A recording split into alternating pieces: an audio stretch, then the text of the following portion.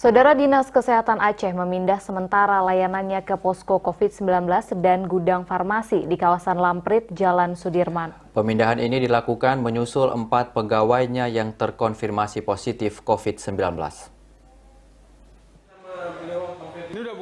Beginilah kondisi kantor Dinas Kesehatan atau Dinkes Aceh di kawasan Blang Padang, Banda Aceh, Kamis pagi.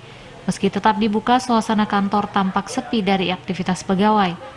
Kondisi ini terjadi setelah 4 pegawainya dinyatakan positif COVID-19.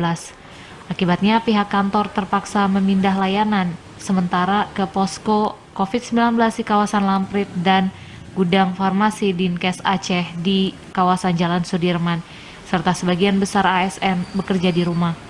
Sekretaris Dinas Kesehatan Aceh Ferdius mengatakan pemindahan guna memudahkan proses sterilisasi kantor untuk mengantisipasi penyebaran COVID-19.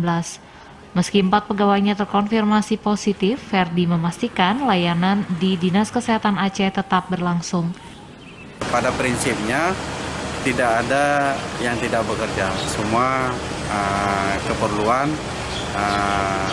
alhamdulillah selesai kemarin aktivitasnya, kami yang sudah bolak-balik ya. Pejabat struktural semua aktif kemarin dan hari ini sudah masuk semua. Sementara itu 4 pegawai Dinas Kesehatan Aceh yang dinyatakan positif dipastikan dalam kondisi sehat dan tengah menjalani isolasi mandiri di rumah masing-masing. Keempatnya dinyatakan merupakan pasien tanpa gejala yang diduga terpapar saat beraktivitas di luar rumah.